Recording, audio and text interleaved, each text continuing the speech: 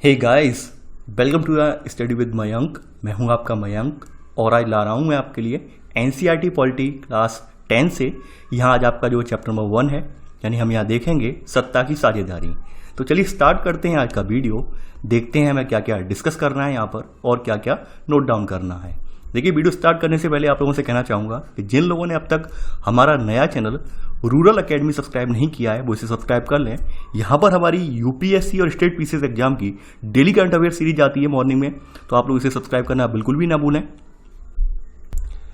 देखिए, चैप्टर की शुरुआत यहाँ हुई है सत्ता की साझेदारी में। यहाँ पर दो एग्जाम्पल लिए गए हैं, एक तो बेल्जियम का लिया गया है और दूसरा श्रीलंका का लिया गया है। बेल्जियम के बारे में आप जानते होंगे कि बेल्जियम एक यूरोपीय देश है और श्रीलंका हमारा एक द्वीपीय पड़ोसी देश है। आप ये बात तो जानते होंगे। तो यहाँ पर दिखाया गया है कि भाई यहाँ पर लोकतंत्र के तहत लोगों ने सत्ता कैसे स्थापित की, किस तरह से लोग मिलजुल कर आगे आए और हमारे यहाँ उसका क्या इम्पैक्ट पड़ा।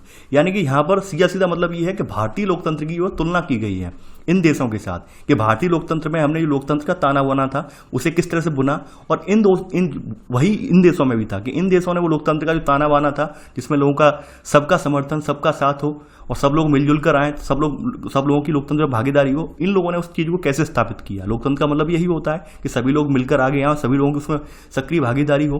तो वही बातें यहाँ पर बताई गई हैं और वही डिफरेंस दिखाया गया है। क्या इनके यहाँ भी, यानी हमारे यहाँ भी जैसे विविधता थी तो हमने लोगों ने भी उस विविधता का संपोषण किया और विविधता को, हर पहलू को हमने ध्यान में रखते हुए अपने संविधान का निर्माण किया और लोकतंत्र में उसी के अकॉर्डिंग हमने उनकी भागीदारी भी सुनिश्चित की। तो वही चीज़ें यहाँ पर भी दिखाई गई हैं। यहाँ पर भी वही बताया गया है कि भाई बेल्जियम हो या श्रीलंका हो, यहाँ पर भी विविधता थी और विविधता होने के उपरांत दोनों देशों ने उस विविधता को कैसे हैंडल किया, कैसे जो सत्ता स्थापित की उसमें विविधता का ध्यान रखा। तो वो बातें यहाँ पर इस अध्याय में कही गई हैं। देखिए, बात कर लेते हैं बेल्जियम की। तो बेल्जियम जो है वो यूरोप का एक छोटा सा देश है, यानी हमारे हरियाणा राज्य से भी छोटा है। इसकी जो बॉर्डर्स हैं, यानी सीमाएं जो कही जाएं आपकी, वो आपकी इसकी फ्रांस से, नीदरलैंड से, जर्मनी से और लग्जमबर्ग एक देश है, इससे लगती हैं। इसकी जो आबादी है, टोटल पॉपुलेशन, वो मुश्किल से यानी 1 करोड़ से कम है। यानी कि यहाँ पर आबादी की अगर बात करें तो आबादी 1 करोड़ से थोड़ी सी ज़्यादा है, यानी कि हरियाणा से कम ही है, 1 करोड़ से ज़्यादा आबादी है। अगर हम यहाँ पर इसकी जो जाति बुनावट देखें, यानी कि यहाँ के समाज के बारे में देखें, यानी कि सोसाइटी देखें, तो यहाँ की सोसाइटी यानी जाति जो बुनावट है वो बहुत ज़्यादा जटिल है। जाति बुनावट का मतलब ये है कि भाई उनके अपने अपने सांस्कृतिक रीति रिवाज हैं जिनके अकॉर्डिंग वो अपने अपने जाति समूह में विभक्त हैं। तो वो बात यहाँ पे बताई गई है, यानी कि कुछ लोग अपनी सांस्कृतिक मान्यताएं मानते हैं तो उन मान्यताओं के अकॉर्डिंग उन्हीं को आगे बढ़ाते हुए उन्हीं के अनुरूप अपने समाज का आगे यहाँ पर नेतृत्व करते हैं, तो उसे जाति बुनावट के नाम दे दिया गया है यहाँ पर। तो वही बात यहाँ पे कही गई है कि बताया गया है कि भाई यहाँ पर जो देश की टोटल पॉपुलेशन है, तो देश की कुल आबादी में 59% जो है वो फ्लेमिश इलाके में रहता है। यानी कि 59% लोग हैं देश की टोटल पॉपुलेशन के, वो फ्लेमिश इलाके में रहते हैं। और यहाँ पर ये जो भाषा बोलते हैं वो बोलते हैं डच भाषा बोलते हैं। इसके अलावा यहाँ पर जो शेष 40% लोग जो हैं वो यहाँ पर बेलोनिया क्षेत्र में रहते हैं और ये लोग क्या बोलते हैं, फ्रेंच भाषा बोलते हैं, यानी फ्रांसीसी भाषा बोलते हैं। बाद बाकी यहाँ पर 1% लोग जो बचे इनके, वो 1% लोग जो हैं यहाँ पर क्या बोलते हैं, जर्मन भाषा बोलते हैं, यानी 1% लोग यहाँ पर जर्मन भाषा बोलते हैं। अब देखिए, यहाँ पर एक बड़ा ही इंटरेस्टिंग फैक्ट देखने वाला ये है, इनकी जो राजधानी है ब्रसेल्स, यानी ब्रुसेल्स या ब्रसेल्स इनकी राजधानी है बेल्जियम की। तो यहाँ पर क्या है कि यहाँ पर फ्रेंच बोलने वाले ज़्यादा हैं और डच बोलने वाले कम हैं। यानी इनकी जो राजधानी है ब्रसेल्स, तो राजधानी ब्रसेल्स में के 80% लोग जो है वो फ्रेंच बोलते हैं और वहीं 20% लोग डच बोलते हैं। यानी कि अगर देखा जाए तो भाषाई आधार पर या फिर सामूहिक आधार पर जो फ्रांसीसी लोग हैं, फ्रांसीसी लोग कम हैं, ठीक है, और डच लोगों की संख्या ज़्यादा है। अगर हम राजधानी में देखें तो राजधानी में फ्रांसीसी लोग ज़्यादा हो जाते हैं और डच लोग कम हो जाते हैं। अब देखिए, बात करें यहाँ पर अल्पसंख्यकों की, तो यहाँ पर जो फ्रेंच बोलने वाले लोग हैं, फ्रेंच यानी कि जो बेलोनियाई इलाके में रहने वाले लोग हैं, यानी बेलोनिया इलाके में रहने वाले लोग हैं, उनकी संख्या कम है। हम सब ये देख चुके हैं अभी। लेकिन हकीकत में ये है कि भाई जो अल्पसंख्यक फ्रेंच भाषी लोग हैं ये शुरुआत से ही बहुत ज़्यादा समृद्ध रहे हैं, बहुत ज़्यादा ताकतवर रहे हैं, यानी कि यहाँ ये समृद्ध और ताकतवर रहे हैं। वहीं जो आपके डच लोग हैं, डच लोग क्योंकि संख्या में ज़्यादा हैं लेकिन ये इतने ज़्यादा समृद्ध नहीं रहे हैं, ये इतने ज़्यादा आर्थिक रूप से जो स्ट्रांग नहीं रहे हैं और इस वजह से काफ़ी बार इन लोगों ने इस बात को लेकर अपने मन में द्वेष वगैरह पाला। ठीक है, डच बोलने वाले लोग संख्या के हिसाब से अपेक्षाकृत ज़्यादा थे लेकिन धन और समृद्धि के मामले में कमजोर और अल्पमत थे। तो इस बात को लेकर काफ़ी बार तीखा टकराव भी देखने को मिला। यहाँ पे बताया गया 1950-60 के दशक में एक तीखा टकराव भी देखने को मिला। लेकिन बहरहाल बात यहाँ पे खत्म नहीं हुई है। अब देखिए यहाँ पर श्रीलंका का कहानी बताया गया है। ये तो अभी तक तो आपने जो स्थिति देखी, ये आपने कहाँ की स्थिति देखी, आपने जो है यहाँ पर बेल्जियम की स्थिति देखी। अब यहाँ पर श्रीलंका की स्थिति बताई गई, भाई श्रीलंका की स्थिति कैसी है। ठीक है, देखिए तो आपने यहाँ पर तो हेडिंग डाली होगी बेल्जियम, अब अगली हेडिंग डाल देना, इसमें सब हेडिंग श्रीलंका। श्रीलंका के बारे में आप ज़्यादातर बातें जानते हैं क्योंकि हम विश्व भूगोल में पढ़ चुके हैं श्रीलंका के बारे में। श्रीलंका एक द्वीपीय देश है और तमिलनाडु के दक्षिणी तट पर स्थित है। ये बात आप ऑलरेडी जानते हैं। ठीक है, श्रीलंका के बारे में, श्रीलंका हमारा क्या है, एक द्वीपीय देश है और तमिलनाडु के दक्षिणी तट से कुछ दूरी पर है। आबादी की बात करें, आबादी करीब 2 करोड़ है यहाँ की। ठीक है, अब देखिए यहाँ की अगर बात करें तो यहाँ के सामाजिक समूहों की बात करें तो यहाँ पर सबसे बड़ा सामाजिक समूह जो है वो सिंहली भाषियों का है, सिंहलियों का है, जिनकी आबादी टोटल पॉपुलेशन का 74% है। यानी कि यहाँ पर टोटल पॉपुलेशन 2 करोड़ की है, उसमें 74% जो है वो सिंहली लोग हैं। सिंहली के बाद यहाँ पर नंबर आता है तमिल भाषियों का, तमिल लोगों का। तो तमिल लोग यहाँ पर बताए गए हैं, यानी पहला सब पॉइंट है। फिर तमिलों का नंबर आता है, इनकी आबादी कुल जनसंख्या में 18% है। यानी तमिलों की जो आबादी है वो कुल जनसंख्या में 18% है। अब यहाँ पे तमिलों के भी 2 समूह हो जाते हैं। तमिलों के यहाँ पर 2 समूह हैं। पहला समूह यहाँ पर ये है कि यहाँ पर देखिए इसी में पहले सब पॉइंट का ए सब पॉइंट, पहला समूह तो यहाँ पर ये बन रहा है श्रीलंकाई मूल वाले तो तमिल, यानी कि जो तमिल ऐसे हैं जो श्रीलंका मूल के ही थे। ठीक है, श्रीलंकाई मूल के तमिल कितने हैं, ये 13% तमिल हैं और लगभग इसी 18% में से बाद बाकी जो 5% बचे हुए तमिल हैं वो हिंदुस्तानी तमिल हैं। हिंदुस्तानी तमिल कौन से हैं, हिंदुस्तानी तमिल का मतलब ये है कि वो तमिल ऐसे तमिल हैं जो औपनिवेशिक शासन था, यानी ब्रिटिश शासन था। ब्रिटिश शासन के दौरान ब्रिटिश शासन वाले लोग जो थे उन्हें अपने जहाजों में लादकर वहां पर बागवानी या बहुत सारे काम करवाने के लिए ले गए थे और वो लोग वहीं पर रह बस गए, तो वो ऐसे करके हिंदुस्तानी तमिल हैं। ठीक है, तो ये तो आपने बरीकड़ वहां का देख लिया कि भाई ये किस तरह से वहां पर विभक्त समाज, किस तरह से लोग सिंहली लोग हैं, किस तरह से यहाँ पे तमिल लोग हैं, वो आपने देख लिया। और तमिलों में भी दो प्रजातियां हैं वहां की, तो श्रीलंका मूल के हैं और भारतीय मूल के हैं। अब बात यहीं खत्म नहीं होती है, अब आगे बात ये बढ़ती है कि भाई तमिलों का जो वर्चस्व है, चूंकि इंडिया से ये लगता हुआ देश है, यानी आपको ये तो देख ही लिया कि भाई यानी कि जो तमिलनाडु के दक्षिण में चलेंगे, दक्षिण पूर्व में, तो यहाँ पर आप देखते होंगे श्रीलंका स्टार्ट हो जाता है कुछ किलोमीटर के बाद। तो अब ऐसी बात है, तमिलनाडु का भी इफेक्ट यहाँ पे पड़ा होगा, यहाँ की कल्चर पे पड़ा होगा, वो आपने देखा भी है। तो उसी अकॉर्डिंग यहाँ पर क्या है कि भाई जो तमिल हैं, यानी तमिल मुख्य रूप से ये कहाँ पर हैं, ये उत्तर और पूर्वी प्रांतों में आबाद हैं। यानी कि जो तमिल लोग हैं अगर देखा जाए, चूंकि श्रीलंका से लगा हुआ पोर्शन है, आप जानते ही हैं समुद्र के द्वारा समुद्री सीमा है हमारी, तो उस वजह से यहाँ पर उत्तर वाले साइड में, यानी जो आप जो यहाँ पर देख रहे हैं नारंगी टाइप के कलर, और पूर्व वाले साइड में यहाँ पर तमिलों का वर्चस्व है। यहाँ पर कौन है, ये तमिल बहुलता है, चाहे वो भारतीय हों या फिर श्रीलंकाई मूल वाले हों, मिलजुल कर इन तमिलों का बहुत वर्चस्व है। ठीक है, ये बात आपने यहाँ पर देख ली। यहाँ पर आगे बढ़ते हैं। यहाँ पर अब देखिए बात करें यहाँ पर सिंहलियों की। अब देखिए यहाँ पर जो अधिकतर सिंहली हैं, सिंहलियों की अगर बात करें तो सिंहली भाषा वाले लोग बौद्ध हैं। वहीं अगर तमिल की बात करें तो तमिल भाषा वाले लोगों में कुछ हिंदू भी हैं और कुछ मुस्लिम भी हैं। इसके अलावा सबसे बड़ी बात यह है कि श्रीलंका की जो लगभग आबादी है, आबादी में ईसाई लोगों का लगभग 7% हिस्सा है और ये सिंहली और तमिल दोनों भाषाएं बोलते हैं। तो आपने यहाँ पर ये विविधता देख ली कि कहीं ना कहीं हमारे सामने 2 एग्जाम्पल दिए गए हैं, बेल्जियम का दिया गया है और यहाँ पर आपके सामने श्रीलंका का दिया गया है। क्या श्रीलंका और बेल्जियम दोनों ही समान नहीं है, यानी बेल्जियम में भी वही समस्या है, वहाँ पर 2 समुदाय हैं, यहाँ पर 3 से 3 समुदाय हैं। ठीक है, 3 में 2 समुदाय काफ़ी बड़े हैं, यानी कि यहाँ पर सिंहली, उसके बाद फिर आ जाते हैं तमिल। तो वो समस्या आपने यहाँ पर देख ली दोनों, यानी विविधता आपने यहाँ पर देख ली। अब देखिए इससे पहले विविधता को हम आगे ले बढ़े, उससे पहले जो वर्ड था जातीय, यानी जिसे हम एथनिक, आपने पढ़ा होगा एथनिक बियर। ठीक है, यानी कि पारंपरिक या ये परिधान होते हैं एथनिक बियर, यानी दिवाली होली पर जो हम पहनते हैं, कहते हैं ना एथनिक बियर। ठीक है, तो एथनिक इसका मतलब क्या होता है, तो एथनिक का मतलब ये है कि भाई यहाँ पर बताया गया एथनिक के बारे में कि ऐसा सामाजिक विभाजन जिसमें हर समूह अपनी संस्कृति को अलग मानता है, यानी कि यह साझी संस्कृति पर आधारित सामाजिक विभाजन है। ठीक है, तो यहाँ पर ये लोग क्या करते हैं, अपने किसी सदस्य जो है इनके, वो अपनी उत्पत्ति किसी समान पूर्वजों से या फिर उनके जैसे दिखने वाले नाक रूप नक्शा वगैरह या फिर उनकी जैसी कल्चर को फॉलो करने वाले लोगों को मानते हैं प्रेरक। ठीक है, तो बात यहाँ पे बताई गई है, तो आप यहाँ पे नोट में एथनिक या जाति को इतना लिख लेना। अब देखिए यहाँ पर आपने बेल्जियम के दोनों स्थिति देख ली कि भाई बेल्जियम में 59% जो है वो फ्लेमिश इलाके में डच और 40% बेलोनिया में फ्रेंच रह रहे हैं। अब देखिए अब आगे बात बताई गई है किस तरह से आगे कि श्रीलंका में बहुसंख्यकवाद। अब देखिए अगली हेडिंग आपकी है श्रीलंका में बहुसंख्यकवाद। बहुसंख्यक का मतलब ये है कि ऑब्वियस सी बात है यहाँ पर सिंहली लोगों का वर्चस्व है, तो सिंहली लोग ये चाहेंगे कि सत्ता में हम लोग सत्ता उड़ रहे हैं, यानी सत्ता में हम लोगों का वर्चस्व हो, हम लोगों का दबदबा हो और हम जो चाहें वही हो। तो वही चीज़ें यहाँ पर दिखाई गई हैं कि सिंगली में क्या था कि ये श्रीलंका जो था सन 1948 में एक स्वतंत्र राष्ट्र बना। उसके बाद क्या था कि सिंगली समुदाय ने अपनी यहाँ पर चूंकि संख्या ज़्यादा है, 74% सिंगली समुदाय है श्रीलंका में, इन्होंने क्या किया कि सिंगली समुदाय की यहाँ पर सरकार में सिंगली समुदाय की प्रभुता कायम करने के लिए अपनी बहुसंख्यक परिस्थिति के तहत कई कदम उठाए। ठीक है, यानी क्या किया कि सरकार जो निर्वाचित होकर आई वो सिंगली समुदायों की थी, और सिंगली समुदाय ने अपना दबदबा कायम करने के लिए इन्होंने बहुत सारे ऐसे कदम उठाए जो इनके फेवर में थे। अब जैसे कुछ एग्जाम्पल बताए गए हैं। अब देखिए यहाँ पर इन्होंने क्या किया, सबसे पहला एग्जाम्पल बताया गया है इसमें सेकंड सब पॉइंट में कि 1956 में कानून बना जिसके द्वारा तमिल को दरकिनार कर इन्होंने सिंगली को एकमात्र राजभाषा घोषित कर दिया तमिलनाडु की। तो यहाँ से ही आप समझ सकते हैं वर्चस्व की लड़ाई यहीं से स्टार्ट हो गई, यानी कि इन्होंने तमिल भाषा है उसे बिल्कुल साइड में कर दिया और सिंगली भाषा को यहाँ की राजभाषा घोषित कर दिया। दूसरी बात यहीं पर थमी नहीं, यहाँ पे अगली बात ये आई कि भेदभाव का माहौल स्टार्ट हो गया, यानी चूंकि ये बहुसंख्यक थे, तमिल अल्पसंख्यक थे, तो अल्पसंख्यकों के साथ जो वही भेदभाव वाला माहौल स्टार्ट हो गया। वहीं विश्वविद्यालय गवर्नमेंट जॉब वगैरह हों तो इनमें सिंगलियों को प्राथमिकता दी जाती थी।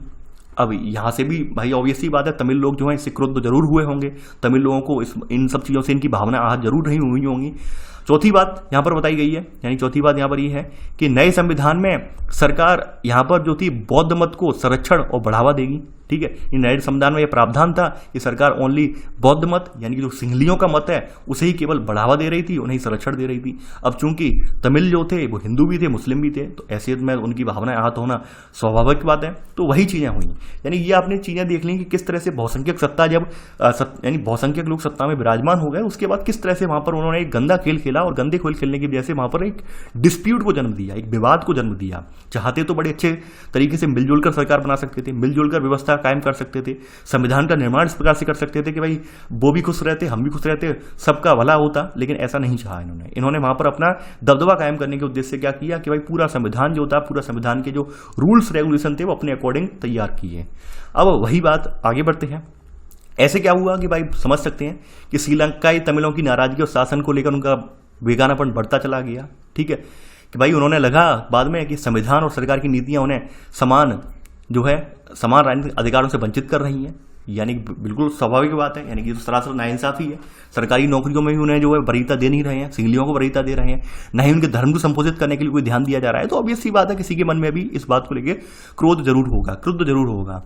तो वही सब चीज़ें थी कि धीरे धीरे करके एक जो नाराजगी थी, एक नाराजगी जो थी बाद में उसने एक ज्वलंत चिंगारी का रूप ले लिया, यानी बहुत ज़्यादा ज्वलंत चिंगारी का रूप ले लिया। एक छोटी सी जो बात थी उस बात को जैसे संविधान बनाता उस समय अगर वो आसानी से निपटा देते तो ज्वलंत एकदम जो था एक बहुत बड़ा विस्फोट नहीं होता, ज्वलंत चिंगारी लेकर एक बहुत बड़ा विस्फोट नहीं होता। लेकिन उन्होंने ऐसा नहीं किया, सिंगली लोगों ने इन्होंने अपनी मनमर्जी शुरुआत में चलाई। तो बाद में क्या हुआ कि धीरे धीरे करके तमिलों के अंदर एक वही चिंगारी बढ़ती गई और वो बढ़ते बढ़ते क्या बन गई, एक पूरा विस्फोट हो गया पूरा उसके अंदर। तमिलों की भावनाओं में विस्फोट हो गया कि नहीं, अब तो हमें यहाँ पर वर्चस्व की लड़ाई में अपना भी योगदान स्थापित करना है। यानी कोई भी आप हो या हम हो, अगर हमारे अधिकारों का बहुत ज़्यादा दिनों तक हनन किया जाएगा तो यही होता है। जैसा कि आपने अपने अंग्रेजों की लड़ाई में देखा, आज़ादी की लड़ाई में देखा, यानी हम लोग 100 सालों तक सहते रहे, लेकिन एक समय ऐसा आया कि 1857 की क्रांति हुई। उसके बाद फिर हमारे यहाँ राष्ट्रवाद एकदम पनपने लगा, नहीं सबके मन में आया कि अब तो हमें आज़ादी चाहिए ही चाहिए। फिर समय जरूर लगा, यानी 200 सालों का संघर्ष जरूर हुआ, लेकिन हमें आज़ादी मिली। तो वही बात यहाँ पर भी थी। यहाँ पर इन्होंने शुरुआत के सालों में जैसे तैसे इन्होंने जो है अपने आप को मैनेज किया, सामंजस्य बिठाने का प्रयास किया, लेकिन जैसे भी सामंजस्य नहीं बैठा तो फिर इन्होंने ये क्या थे, विद्रोह पर उतारू हो गए। तो यहाँ पर अगला पॉइंट आप इसमें लिख लेना कि इन फैसलों ने श्रीलंकाई तमिलों की नाराजगी और शासन को लेकर उनमें बेगानापन बढ़ाया। ठीक है, ये सेकंड पॉइंट में आप लिख लेना। आगे बढ़ते हैं। अब देखिए ऐसे करके क्या था कि जो तमिल लोग थे श्रीलंका के, वो संगठित होने लगे। उन्हें लगा कि भाई अगर हम संगठित नहीं होंगे और संगठित होकर हम आंदोलन नहीं करेंगे तो यहाँ पर हमारा वर्चस्व स्थापित नहीं हो पाएगा और हमें वाकई में हमें एक दिन ऐसा भी हो सकता है कि देश को छोड़ना पड़े।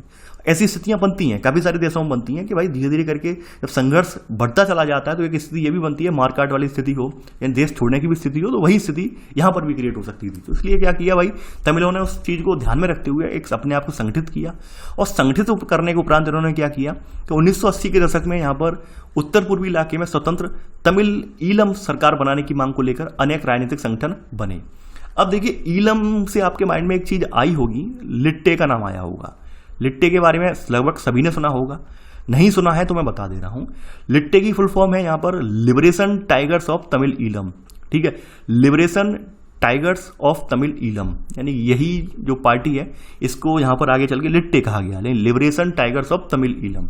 इसके मुखिया जो थे प्रभाकरण था, इसका मुखिया कौन था? प्रभाकरण था।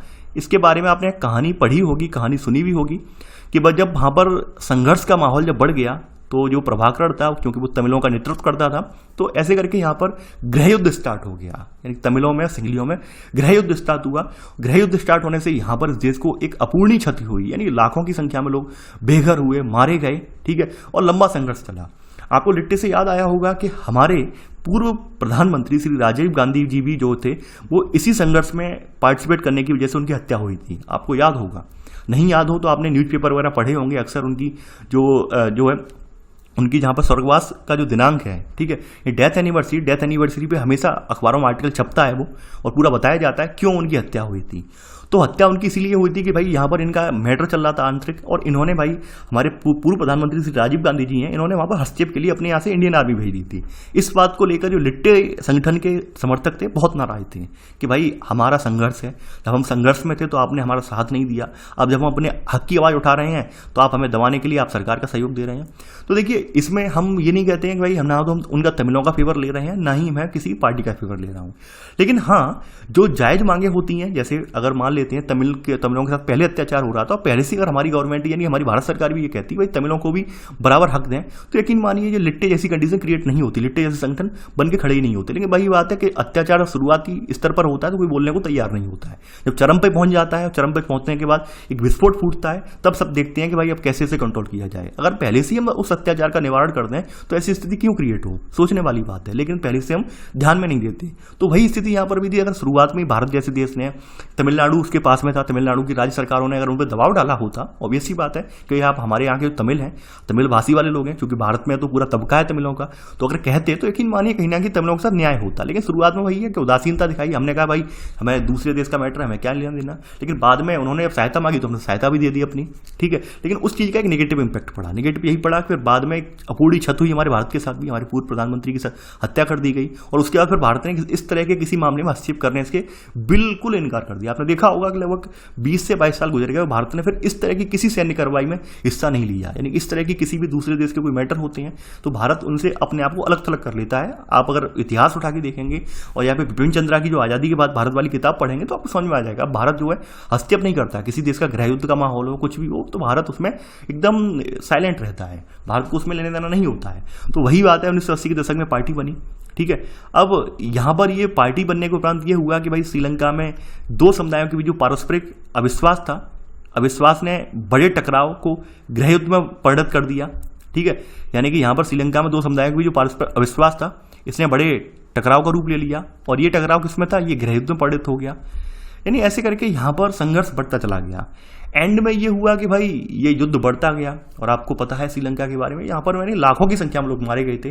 काफ़ी सारे लोग ऐसे थे जो अपने ही देश में शरणार्थी बनकर रह रहे थे, कैंपों में रह रहे थे। अगर आपने इतिहास उठा के देखा हो, देखिए मेरी तो उस समय एसी तो मैं पढ़ता था अखबार, तो मुझे बहुत पूरा पेज भर के आते थे। यानी ये जिस टाइम पे ये इनका संघर्ष चल रहा था, तो लगभग मैं 1999 से लेकर सन 2009 तक के जब मैं अखबार पढ़ता था तो वाकई पूरे पेज भरकर आते लिट्टे की कहानियों से। आज लिट्टे ने फलानी एयरपोर्ट पे कब्जा कर लिया, फलानी जगह सैन्य बेस को उड़ा दिया, ये घटनाएं आती रहती थी। शायद आपको भी कुछ को याद आ गई हों घटनाएं, तो हमेशा ऐसी आती थी आपकी।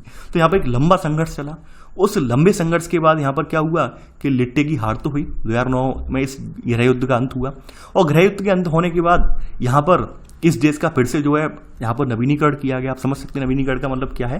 नवीनीकरण का मतलब यही है, फिर से एडजस्ट किया गया, तमिलों के साथ कोई दुर्व्यवहार ना हो, संविधान चेंज कर लिया गया हो, ठीक है। यानी कि यहाँ पर आपने एक चीज़ देखी, अगर हम ये सब चीज़ें पहले ही कर रहे थे, तमिलों को भी पूरा हम अपना सम्मान दे देते, तो ये युद्ध वाली गृह युद्ध वाली कंडीशन क्रिएट होती नहीं होती। लेकिन पहले हमने क्या किया, अपनी मनमर्जी चलाई। अब बाद में जब एक लंबा संघर्ष चला, जंग संघर्ष चला, तो बाद में नतीजा हमारे सबके सामने है। अब देखते हैं, अब यहाँ पर तो आपने श्रीलंका का गृह युद्ध देख लिया। श्रीलंका में गृह युद्ध क्यों हुआ, इनकी नासमझी की वजह से हुआ। यानी एक दल ने केवल अपना वर्चस्व स्थापित करने के लिए एक जो संघर्ष छेड़ दिया, उस संघर्ष की वजह से संघर्ष ने एक विस्फोटक रूप ले लिया, और परिणाम आप सबके सामने है। वहीं बेल्जियम ने बहुत समझदारी का काम किया। बेल्जियम ने कहा नहीं, हम युद्ध नहीं करेंगे, हमें युद्ध नहीं करना है, हम ऐसी सरकार स्थापित करेंगे जहां पर सभी का सहयोग हो, सभी की यहाँ पर जो है जो सक्रिय सहभागिता हो। बेल्जियम ने इस तरह की पद्धति अपनाई, यानी बेल्जियम ने कहा नहीं हम इस तरह का, बेल्जियम ने अपनी एक अलग स्ट्रेटेजी अपनाई। तो वही बात है, यहाँ पे अगली हेडिंग लिखी है बेल्जियम की समझदारी, यानी बेल्जियम में भी वहां पर डच थे, फ्रेंच थे, ठीक है, जर्मन लोग थे 1%, लेकिन बेल्जियम ने कुछ इस तरह का नहीं समझाया, ठीक है। यानी कि यहाँ पर क्या किया कि इन्होंने क्षेत्रीय अंतरों और सांस्कृतिक विविधता को स्वीकार किया। सबसे पहली बात क्या थी कि बेल्जियम ने ये सोचा यहाँ पर कि हमारे यहाँ क्षेत्रीय अंतर हैं, चाहे फ्लेमिश इलाके हों या फिर जो फ्रांसीसी इलाके वाले लोग हों, उन सबकी अपनी अपनी एक धारणा है, उनकी एक भावना है, उनके कल्चर है। तो उस सांस्कृतिक विविधता को उन्होंने एक्सेप्ट किया। उन्होंने किसी के ऊपर थोपना नहीं चाहा कि भाई डच लोग ज़्यादा हैं तो डच लोगों की यहाँ पे बहुलता है तो डच लोग ही यहाँ पर सत्ता में आएंगे, ऐसा बिल्कुल नहीं किया। इन्होंने क्या किया बाद में 1970 से लेकर 1993 के बीच इन्होंने सिर्फ अपने संविधान में 4 संशोधन किए, ठीक है। और देश में रहने वाले किसी भी आदमी को यानी 4 संशोधन किस लिए किए, ताकि सभी लोग मिलजुल कर रह सकें। तो यहाँ पर सेकंड पॉइंट में लिख लेना कि 1970 और 1993 के बीच इन्होंने अपने संविधान में 4 संशोधन सिर्फ इसके लिए किए कि ताकि सभी मिलजुल कर रह सकें, ताकि देश में रहने वाले सभी मिलजुल कर रह सकें, ठीक है। ये सेकंड पॉइंट में लिख लेना। तो 4 संशोधन किए। अब 4 संशोधन में क्या क्या था वो भी हम देखते हैं। पहली बात इन्होंने यहाँ पर अपने संविधान संशोधन में पहला संशोधन ये किया कि केंद्रीय सरकार में डच और फ्रेंच जो भाषी मंत्री हैं इनकी संख्या समान रहेगी, ताकि केंद्र सरकार में सेंट्रल गवर्नमेंट है सभी को समान प्रतिनिधित्व मिल सके। यानी कोई कानून वगैरह बना रहे हैं हम, तो वहां पर दोनों भाषाई वाले जो लोग हैं उनका समान समर्थन रहे, यानी दोनों भाषाई वाले लोग जब तक सहमत ना हो तब तक कोई कानून पारित ना हो पाए। बहुत अच्छा कदम था, यानी कि यहाँ पर यानी किसी एक का यहाँ पे आतंक ना हो, किसी एक की जो अत्याचार या अतिताई ना हो। इसलिए इन्होंने क्या किया कि भाई हमारे यहाँ दो ही लोग मेजोरिटी में हैं, यानी कि हमारे डच और फ्रेंच हैं, तो हमने ऐसा कर लिया कि अपने जो मंत्रिमंडल है मंत्रियों की संख्या में 50-50 कर दिया। यानी 50% लोग जो हैं वो किससे आएंगे, वो डच से आएंगे, और प्लस 50% जो है मंत्री जो है वो किससे आएंगे, वो आएंगे आपके फ्रेंच वालों से आएंगे, ठीक है। तो पहला तो इन्होंने ये काम किया, ठीक है, यानी कि पहला सब पॉइंट यहाँ पे लिख लेना। अब दूसरा काम क्या किया, दूसरा काम अभी हम देखते हैं। दूसरा काम ये था कि भाई इन्होंने क्षेत्रीय शक्तियों का बंटवारा किया। क्षेत्रीय शक्तियों से आप जान रहे होंगे कि जो इलाके जिस लोगों के थे, चाहे फ्लेमिश वाले इलाके हों, चाहे वो आपके फ्रेंच वाले इलाके हों, यानी इन्होंने क्षेत्रीय शक्तियों को, यानी कि जो अपने जो शक्तियां थी उनका बंटवारा करके क्षेत्रीय सरकारों को सौंप दिया, ताकि यानी कि राज्य सरकारों के, ठीक है, यानी राज्य सरकारों के अधीन सौंप दिया। और राज्य सरकारें जो होती हैं वो केंद्र के अधीन नहीं थी, यानी कि जैसे हमारे यहाँ है बहुत मामलों में राज्य सरकार स्वतंत्र है, तो वही स्थिति यहाँ पर हुई थी। यानी ऐसा नहीं था कि बिल्कुल केंद्र जो चाहेगा वही राज्य अपने अकॉर्डिंग करेंगे, वो नहीं था। यानी राज्यों की सरकारें अलग स्थापित की, ठीक है। तो यहाँ पर लिख लेना सेकंड सब पॉइंट, केंद्र सरकार की अनेक शक्तियां देश के 2 इलाकों की क्षेत्रीय सरकारों को इन्होंने सुपुर्द कर दी, ठीक है। सुपुर्द का मतलब ये था कि इन्होंने शक्तियों का बंटवारा कर लिया केंद्र स्तर पर और राज्य स्तर पर, जो जिसका राज्य है वो उस हिसाब से शासन चल रहा है वहां पर, ठीक है। इसके अलावा जो इनकी राजधानी थी ब्रसेल्स, यानी ब्रुसेल्स या ब्रसेल्स इनकी राजधानी थी, इसके लिए इन्होंने क्या काम किया। देखिए ब्रुसेल्स में इन्होंने अलग सरकार है और इसमें दोनों समुदायों का समान प्रतिनिधित्व है, ठीक है। यानी कि यहाँ पर ब्रसेल्स का कंडीशन लगता है कि ब्रसेल में जो सरकार की पद्धति रखी यहाँ पर, ठीक है, वो इन्होंने क्या किया कि दोनों समुदायों का समान प्रतिनिधित्व यहाँ पर रखा इन्होंने, कि भाई दोनों समुदाय यहाँ पे समानता और सक्रिय सहभागिता के साथ आगे आए। तो इसलिए इन्होंने यहाँ पर समान जो है समुदायों का समान प्रतिनिधित्व रखने के लिए समुदाय सरकार की स्थापना की, ठीक है। तो ये ब्रसेल्स में इन्होंने किया। ये थर्ड पॉइंट सब पॉइंट लिख लिया होगा, ठीक है, ब्रसेल्स में। आगे बढ़ते हैं यहाँ पर। अब देखिए यहाँ पर बताया गया है चौथा सब पॉइंट, सॉरी, अब देखिए यहाँ पर बताया गया है, यहाँ पर अगला सब पॉइंट यहाँ पर, ठीक है। इसके अलावा इन्होंने तीसरे स्तर पर एक सरकार और स्थापित की। तीसरे स्तर पर इन्होंने सरकार क्या थी, ये थी सामुदायिक सरकार, ठीक है। यानी तीसरे स्तर की सरकार भी काम करती है यहाँ, वो है सामुदायिक सरकार, ठीक है। यानी कि सामुदायिक सरकार का मतलब क्या है कि जो समुदाय का ख्याल रखे। इसकी सरकार का चुनाव करने वाले एक ही भाषा बोलने वाले लोग हुआ करते हैं, यानी डच भाषा बोलने वाले लोग इसका चुनाव करते हैं, ठीक है। यानी डच, फ्रेंच और जर्मन बोलने वाले लोगों को जो भी चाहे वो भी रहते हैं सरकार में, और वो समुदाय सरकार को चुनते हैं। यानी समुदाय सरकार के बारे में लिख लेना कि यहाँ एक तीसरे स्तर की भी सरकार काम करती है, यानी सामुदायिक सरकार, ठीक है। और इस सरकार का चुनाव कौन करते हैं, एक ही भाषा बोलने वाले लोग करते हैं। इसी में सब पॉइंट लिख लेना, ये सब पॉइंट करके यहाँ पर डच, फ्रेंच और जर्मन बोलने वाले समुदायों के लोग जहाँ भी रहते हैं, इन्हें सामुदायिक सरकार को चुनते हैं। सामुदायिक सरकार का फैसला काम क्या करती है, ये संस्कृति, शिक्षा और भाषा के फैसलों को देखती है, ठीक है। इसमें 20 पॉइंट लिख लेना कि ये सरकार संस्कृति, शिक्षा और भाषा के फैसले लेने का ऐसे अधिकार है समुदाय सरकार को। तो ऐसे करके इन्होंने अपने यहाँ 4 प्रकार से संशोधन किए और 4 प्रकार के संशोधन का नतीजा ये है, एक संपन्न देश है, कभी विवाद नहीं हुआ, यानी इनके यहाँ जो विवाद था वह एंड हो गया, बिल्कुल मिलजुल कर एंड हो गया। वहीं श्रीलंका ने क्या आलाप अपनाया, भाई श्रीलंका ने अपना बहुलता वाला आलाप अपनाया, गृह युद्ध आपके सामने है। तो रीजन यहाँ पे निकल के आया, कहानी का ये सार है, ये कह रहा है कि भाई बहुत सारी चीजें हैं, बहुत सारी बातें हैं, उन्हें हम मिलजुल कर भी निपटा सकते हैं। मिलजुल कर निपटाएंगे तो वाकई में हम एक संपन्न देश बन जाएंगे। और यकीन मानिए अगर हम अविवेकतापूर्ण या फिर अज्ञानपूर्ण अगर किसी चीजों का निपटारा करेंगे तो एक बड़े गृह युद्ध को या एक बड़ी एक जो है यहाँ पर घटना को भी जन्म दे सकते हैं हम। ठीक है, दोनों बातें यहाँ पर आपके सामने स्पष्ट हैं, आपके सामने एग्जाम्पल मैंने इसलिए यहाँ पर रखे ये वाले। आगे बढ़ते हैं। अब देखिए यहाँ पर बेल्जियम जो था भाषा के आधार पर ये दो टुकड़ों में भी होने से बच गया, ये यानी कि इन्होंने इस तरह की नीति अपनाई कि भाई 2 टुकड़ों में होने से बच गया। अब देखिए इतना ज़्यादा समृद्ध देश है कि भाई यहाँ पर ये अनेक यूरोपीय कंट्री हैं, यूरोपियन यूनियन है, तो यूरोपीय संघ का जो यहाँ पे मुख्यालय है वो ब्रसेल्स में स्थापित किया गया है। यूरोपीय संसद जो है विभिन्न यूरोपीय देशों की वो ब्रसेल्स में स्थापित की गई है, प्रश्न पूछा जाता है अक्सर। तो यहाँ पर सेकंड पॉइंट लिख लेना कि जब अनेक यूरोपीय देशों ने साथ मिलकर यूरोपीय संघ बनाने का फैसला किया तो ब्रसेल्स को उसका मुख्यालय चुना गया। ब्रसेल्स को चुनने का रीजन यही था कि भाई इन्होंने इस तरह से हैंडल किया अपने यहाँ की जनता को, अपने यहाँ की लोगों की भावनाओं को, एक कभी कोई डिस्प्यूट हुआ ही नहीं, सभी लोग खुश हो गए, सभी को बराबरी का दर्जा मिल गया। ठीक है, इस तरह से हैंडल किया। तो हमारे यहाँ पर बताया गया है कि जो यूरोपीय यूनियन है, यूरोपियन यूनियन का जो यूरोपीय संसद है, यूरोपीय संसद का यहाँ पर मुख्यालय जो है वो ब्रसेल्स में स्थापित किया गया। फिर अब ये तो आपने ब्रसेल्स की कहानी देख ली कि ब्रसेल्स ने किस तरह से विवेकतापूर्ण ढंग का प्रयोग करते हुए यानी पूरी सरकार को हैंडल कर लिया। ठीक है, अब बात करते हैं यहाँ पर, वही बात बताई गई है कि भाई बेल्जियम और श्रीलंका की कथाओं से हमें क्या शिक्षा मिलती है। दोनों ही देश जो थे लोकतंत्र हैं, ठीक है, फिर भी क्या हमें शिक्षा मिलती है। पहली शिक्षा तो हमें मिलती है कि जो भी विभिन्न समुदायों भावनाओं का आदर करना होना चाहिए, यानी हम सभी की भावनाओं का आदर करें। देखिए हमारे भारत में भी हमारे संविधान निर्माताओं के माइंड में ये चीज़ थी कि भारत एक विविधतापूर्ण देश है और इस विविधतापूर्ण देश में अगर किसी एक सत्ता यानी कि एक सत्ता की सनक वाले की बहुमत होगा या कोई एक जैसी सत्ता वाला बहुमत में होगा तो यकीन मानिए बाद बाकी की जो भावनाएं होंगी कुचल दी जाएंगी। तो इसलिए इन्होंने क्या किया कि हमारे यहाँ लगभग सभी की सक्रिय सहभागिता रखवाई ताकि हमारे यहाँ सभी पृष्ठभूमि के सभी बैकग्राउंड के लोग सत्ता में आ सकें, लोकतंत्र में अपनी जगह बना सकें और उन्हें भी कहीं ना कहीं बेगानापन न लगे, श्रीलंका की तरह बेगानापन न लगे। दूसरी बात, हमारे यहाँ तमाम ऐसे समुदाय थे जो हाशिए पर थे, जैसे दलित समुदाय हुआ और भी समुदाय शेड्यूल्ड ट्राइब वाले समुदाय हुए, उनके लिए हमारे यहाँ रिजर्वेशन का प्रावधान किया गया, आरक्षण की व्यवस्था की गई ताकि सामाजिक जो कहते हैं सामाजिक जो असमानता है उसकी खाई को पाटा जा सके, उस गैप को भरा जा सके, सामाजिक असमानता वाले गैप को भरा जा सके, इसलिए हमने रिजर्वेशन का प्रावधान भी रखा। ठीक है, विधायिकाओं में संसदीय प्रणाली में भी हमने रिजर्वेशन का प्रावधान यहाँ पे रखा ताकि हमारे यहाँ कुछ सदस्य जो थे पर्टिकुलर जो कास्ट्स हैं यानी पर्टिकुलर जो जातियाँ या जो जनजातियाँ हैं उनसे चुनकर आ सकें। ठीक है, तो हमारे यहाँ ऐसे करके इन्होंने क्या किया, हमारे यहाँ भी पूरी व्यवस्था मेंटेन करने की पूरी इन्होंने भरसक प्रयास किया। यानी हमने भी लगभग बेल्जियम वाली सक्रिय जो है हमने समझदारी दिखाई और हमारे यहाँ भी किसी इस तरह के डिस्प्यूट को जन्म नहीं दिया गया। ठीक है, हमारे यहाँ भी कोई इस तरह का डिस्प्यूट आगे क्रिएट नहीं हुआ। यानी हमारे यहाँ की जो सत्ता का निर्माण, संविधान का निर्माण करने वाले निर्माणकर्ता थे उनके माइंड में बात थी कि हम लोग विविध पृष्ठभूमियों से आते हैं, विविध बैकग्राउंड से आते हैं, तो हमने उसी अकॉर्डिंग अपने देश में जो है ऐसे रूल्स बनाए, ऐसे रेगुलेशन तैयार किए ताकि किसी को भी दिक्कत ना हो, कोई भी अपने देश में बेगानापन महसूस ना करे। हाँ, ये मैं मानता हूं और ये बात आप अगर पढ़ेंगे तो आप जानेंगे, समस्या जरूर आई थी हमारे यहाँ। जब हमारे यहाँ राजभाषा का प्रश्न उठा था तो हमारे यहाँ एक लंबा संघर्ष चला था, आपको याद होगा, उसमें लगभग 3 साल का संघर्ष चला था उस चीज को लेकर, 3 साल का संघर्ष चला था। साउथ में एक बहुत बड़ा आंदोलन हुआ था, काफी सारे लोग मारे भी गए थे राजभाषा को लेकर, लेकिन फिर भी हमने उस चीज को हैंडल कर लिया। यानी हमारे यहाँ उस चीज को हमने एक लंबे समय तक उस व्यापक आंदोलन को अपने लंबे समय तक टिकने नहीं दिया और हमने अपने विवेकपूर्ण रवैया अपनाते हुए उस चीज को भी हमने हैंडल कर दिया।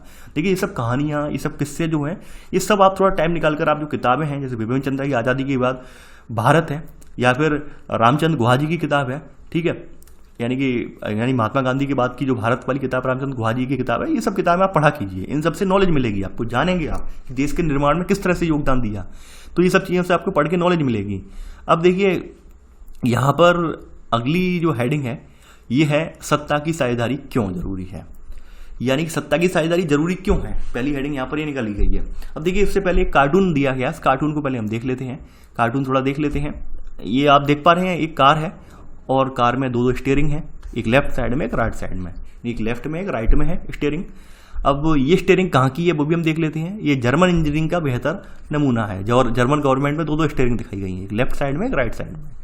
अब यहाँ बताया गया है, देखिए बताया गया है कि बाईं तरफ अंकित कार्टून जर्मनी की एक समस्या का संकेत किया गया है। लेफ्ट साइड का कार्टून यहाँ पर एक प्रॉब्लम है, यानी कि समस्या का संकेत है ये, ठीक है। वहाँ क्रिश्चियन डेमोक्रेटिक पार्टी और सोशल डेमोक्रेटिक नामक दो बड़ी पार्टियों का गठबंधन सरकार है। यानी यहाँ पर गठबंधन दो बड़ी पार्टियों का है, किस किसका है, क्रिश्चियन डेमोक्रेटिक पार्टी और सोशल डेमोक्रेटिक पार्टी, ठीक है। और ऐतिहासिक रूप से अगर उठा के देखें तो ये दोनों पार्टी एक दूसरे की प्रतिद्वंदी रही हैं, प्रतिस्पर्धी रही हैं। अब आगे क्या था कि सन 2005 के चुनाव में इन दोनों में से किसी को अपने बूते पर बहुमत नहीं मिला, इसलिए इन्होंने क्या करना पड़ा, गठबंधन की सरकार बनानी पड़ी। तो ऐसे करके उस उपलक्ष्य में एक कार्टून फिर छापा गया। यानी सोशल डेमोक्रेटिक पार्टी और क्रिश्चियन डेमोक्रेटिक पार्टी जब मिलजुल कर इन्होंने अपनी सत्ता स्थापित की, तो उसके बाद ये कार्टून छापा गया था, तो दिखाया गया है आपके सामने, ठीक है। कुछ हद तक जो गठबंधन सरकार है वो भी इसी तरह की भूमिका निभाती है। यहाँ पर कहने का मतलब ये बताया गया है। आगे बढ़ते हैं। यहाँ पर अब सत्ता की साझेदारी क्यों जरूरी है। पहला पक्ष यहाँ पर यह बताया गया है कि सत्ता का बंटवारा ठीक है, क्योंकि इससे विभिन्न सामाजिक समूहों के बीच टकराव का अंदेशा कम हो जाता है। बिल्कुल सही बात है। यानी कि यहाँ पर पहला प्रबल तर्क यही है कि भाई सत्ता का बंटवारा होना चाहिए। सत्ता का बंटवारा हो जाएगा, लेकिन मानिए विभिन्न सामाजिक समूह हैं इनके बीच टकराव का अंदेशा कम हो जाएगा। जैसा कि आपने हमारे यहाँ भी देखा होगा, हमारे लोकतंत्र में क्या है, लोकतंत्र में लगभग सभी को समानता दी गई है, किसी को भी चुनाव लड़ने का अधिकार है। यानी जो भी भारत के नियमों, यानी भारत के जो चुनाव आयोग के नियमों को पूर्ति कर रहा है या संविधान में प्रदत्त जो नियम है चुनाव लड़ने के, उनको पूरा फुलफिल कर रहा है क्राइटेरिया को, चुनाव लड़ सकता है। आपको पता है आप। इसके अलावा कुछ हमारे यहाँ जो विशेष हाशिए वाले जो लोग हैं, यानी जो हाशिए पर छूटे हुए लोग थे, जैसे SC ST समुदाय वाले लोग थे, ठीक है, कुछ हमारे यहाँ अल्पसंख्यक माइनॉरिटीज कम्युनिटी के लोग थे, तो उनके लिए भी हमने विशेष प्रावधान रखे हुए हैं। तो इससे ये निष्कर्ष निकल के आता है कि हमने किसी के साथ अन्याय नहीं होने दिया। हमारा पहला टारगेट यही रहा कि सभी लोग मिलजुल कर आएँ और मिलजुल कर अपनी सरकार को आगे ले जाएं, ठीक है। तो पहली स्थिति तो आपने ये देख ली। अब आगे बढ़ते हैं। यहाँ पर बताया गया है, यहाँ पे कहा गया है कि चूंकि सामाजिक टकराव जो है अक्सर हिंसा और राजनीतिक अस्थिरता का रूप ले लेता है। बिल्कुल सही बात है कि सामाजिक टकराव कोई होता है तो अक्सर हिंसा होती है उससे, और कहीं ना कहीं राजनीतिक अस्थिरता होती है। जैसे कि श्रीलंका में हुआ, टकराव हुआ, राजनीतिक अस्थिरता हुई, पूरा देश जो था गृह युद्ध की आग में झोंक दिया गया, देश की एकता अखंडता बिल्कुल नष्ट हो गई वहाँ पर उस समय, और एक लंबा संघर्ष चला। लगभग वहाँ पर देखा जाए तो लगभग 30-35 सालों का संघर्ष चला। 30-35 सालों तक लोगों में बड़ा अच्छा खासा गृह युद्ध चला, लाखों की संख्या में लोग मारे गए, वहाँ पर काफ़ी सारे लोग बेघर हो गए। तो ये चीज़ें भी आपने नुकसान देखा। हुआ क्यों नुकसान? केवल एक सरकार के मनमाने पूर्ण रवैये से हुआ। वहीं यहाँ पर भी सत्ता की अगर बंटवारा हो जाए, सत्ता का भागीदारी हो जाती, ठीक है, तो ऐसी कोई स्थिति आती ही नहीं। अब देखिए सत्ता के बंटवारे के बारे में कुछ बातें और कही गई हैं, ठीक है। यहां पर कहा गया कि बहुसंख्यकों का आतंक सिर्फ अल्पसंख्यकों के लिए परेशानी नहीं पैदा करता, बल्कि ये बहुसंख्यकों की बर्बादी का कारण भी बन जाता है। हकीकत बात है। यानी कि कोई भी सरकार या बहुलता में होगी या बहुसंख्यक में होगी तो वो बर्बादी का कारण कैसे बनेगी। मैं एग्जांपल लेता हूँ, लेट्स टेक एग्जांपल। देखिए मैं एग्जांपल एक लेता हूँ, बहुत अच्छा एग्जांपल लेता हूँ। काफ़ी बार आप लोगों ने सुना होगा कि भाई कि पूरा देश एक होना चाहिए, इस देश में एक जैसे नियम होने चाहिए, एक ही जाति के लोग हों, ऐसे सुना होगा आपने। अब एक एग्जांपल मैं लेता हूँ, बहुत छोटा सा एग्जांपल लेता हूँ कि मान लीजिए एक देश में ए जाति के लोग रहते हैं, उनका ए जाति वाले लोगों का एक ही धर्म है, एक ही मान्यता है, एक ही विश्वास है। अब मान लेते हैं ए जाति में से ही कुछ लोग, देखिए ऐसा तो हम नहीं कह सकते किसी जाति के बारे में या किसी वर्ग विशेष के बारे में कि वहाँ पर रहने वाले लोग हैं सभी अच्छे ही होंगे, कुछ लोग बुरे भी होंगे, कुछ क्रिमिनल प्रवृत्ति के भी होंगे। अब मान लेते हैं कोई व्यक्ति वहाँ पर कोई क्राइम कर देता है, ठीक है, तो क्या उसको ये लोग सजा दे पाएंगे? नहीं दे पाएंगे सजा। यकीन मानिए सजा नहीं दे पाएंगे। वहाँ पर ये लोग ये सोच लेंगे कि भाई बहुत हद तक कुछ लोग ये सोचेंगे नहीं ये तो कोई बात नहीं, हमारी समुदाय से आ रहा है, हमारे जो है हमारी कुनबे का है, छोड़ देते हैं, माफ़ कर देते हैं, कोई बात नहीं। एक तो इसका बड़ा नेगेटिव इम्पैक्ट ये वाला पड़ेगा कि नहीं पड़ेगा। दूसरी बात यहाँ पर ये होगी, मान लेते हैं पूरा जो एक कम्युनिटी है, यानी ये लोकतंत्र है या ये देश है या ये पूरी प्रजाति है रहने वाली इस देश में, मान लीजिए किसी एक धर्म को पालन कर रही है। अब उस धर्म के जो धर्मगुरु जो बात कह देंगे उसमें ये लोग हस्तक्षेप नहीं कर पाएंगे। प्रश्न नहीं पूछ पाएंगे, यानी चाहे वो गलत होगा तो भी उसे अनुसरण करेंगे, सही को तो करेंगे ही करेंगे, गलत को भी अनुसरण करेंगे, ये उस पर प्रश्न पूछने का इन्हें हक नहीं होगा। तो इस तरह से जो बहुलता होती है, बहुसंख्यकवाद जो होता है, वो कहीं ना कहीं एक दिन अपने आप के लिए खतरा बन जाता है। बहुसंख्यक के बहुत सारे नमूने हैं आपके सामने, ठीक है, बहुसंख्यक अपने आप के लिए खतरा बन जाता है। तो जरूरी है कि विविधता जितनी ज्यादा होगी उतने ही ज्यादा लोग आगे ग्रो कर पाएंगे। अब जैसे आप एक एग्जाम्पल इमेजिन करना, जैसे मैं बता रहा हूँ, आप एक सामाजिक व्यवस्था आप ले लेते हैं, जैसे आप इन्वायरमेंट इकोलॉजी पढ़ते हैं। इन्वायरमेंट इकोलॉजी में आप देखते होंगे कि हमारे आसपास कोई भी वन हो तो वन प्राणी में जब तक वहाँ पर विविधता नहीं होगी, क्या क्या उसे वन कहा जाएगा? नहीं कहा जाएगा।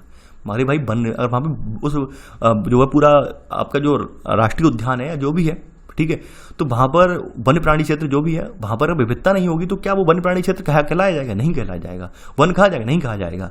विविधता होना बहुत जरूरी है। मान लेते हैं वहाँ पर उस पूरे क्षेत्र में केवल शेर ही शेर रह रहे हैं, तो क्या शेर सर्वाइव कर पाएंगे? नहीं कर पाएंगे। भाई खाने के लिए तो उन्हें वो चाहिए, वो कहाँ से लाएंगे? दूसरी बात, वहाँ पर शेर ही शेर होंगे तो वहाँ पर वनस्पतियाँ जो होंगी, तो वनस्पतियों को कौन, जो बहुत ज़्यादा हद से ज़्यादा बढ़ जाएंगी तो वनस्पतियों की कौन खाएगा? वहाँ पर वनस्पतियों का चक्र अवरुद्ध हो जाएगा। तो किसी भी देश की सामाजिक आर्थिक व्यवस्था को हमें मेंटेन करने के लिए विविधता का होना बहुत जरूरी है। अब मान लेते हैं कोई पूरा देश अमीरों का ही देश है, सब अमीर हैं, अब यकीन मानिए वहाँ पर कुछ ऐसे भी लोग तो हमें चाहिए कि भाई वहाँ पर तमाम काम करने के लिए, ठीक है, छोटे छोटे मोटे काम है उन्हें निपटाने के लिए लोग भी चाहिए, तो वो लोग कहाँ से आएंगे? कोई करेगा काम? नहीं करेगा। तो इसलिए हमें सामाजिक विविधता हमारी जो है जितनी ज़्यादा स्ट्रांग होगी विविधता, उतना ही लोग हम ज़्यादा तरक्की कर पाएंगे, उतना ही लोग हमारा ज़्यादा लोकतंत्र भी डेवलप हो पाएगा। और जैसे एक जैसे लोग होंगे तो यकीन मानिए एक जैसे लोग होंगे तो उनमें ना तो सामंजस्य बैठेगा, क्योंकि सब लोग ये कहेंगे अरे भाई मैं तुम ये हो तो मैं क्या तुमसे कम हूँ? तो वहाँ पे सामंजस्य नहीं बैठेगा। इसका सीधा सीधा एग्जाम्पल आपके सामने राजे रजवाड़े हैं। आपके जो पूर्व में राजे रजवाड़े थे वो इसी बात पर लड़ते रहे हैं, चाहे वो समान जाति के भी रहे हो, लेकिन लड़ते अपने वर्चस्व के लिए लड़ते रहे। वो किसी के, उन्होंने कहा कि नहीं हम किसी की हुकूमत में नहीं रहेंगे, नहीं स्वतंत्र रहेंगे। तो स्वतंत्रता के वर्चस्व की वजह से उन्होंने, अगर वो एक रहते, यकीन मानिए अगर आप सोचिए, अगर वो शुरुआत से एक रहते तो क्या भारत में कोई विदेशी आक्रांत आ पाता? नहीं आ पाता। लेकिन हम वही आपस में हमारी वो लड़ते रहे कि फलाने वाले ऊंचे हैं, हम उनसे नीचे हैं।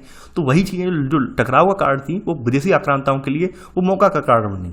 तो ये सब चीज़ें होती हैं। वही बात यहाँ पे कही गई है कि हम यहाँ पर एक ऐसी व्यवस्था स्थापित करनी है जिससे हमारे देश में एक अच्छा खासा माहौल क्रिएट हो और लोकतंत्र में सभी की सक्रिय सहभागिता हो, कोई किसी एक का यहाँ पर अति ना हो। ठीक है, आगे बढ़ते हैं। यहाँ पर बताया गया है कि भाई सत्ता की साझेदारी जो है दरअसल लोकतंत्र की आत्मा है। हकीकत बात है, सत्ता की साझेदारी का मतलब यही है, लोकतंत्र की आत्मा।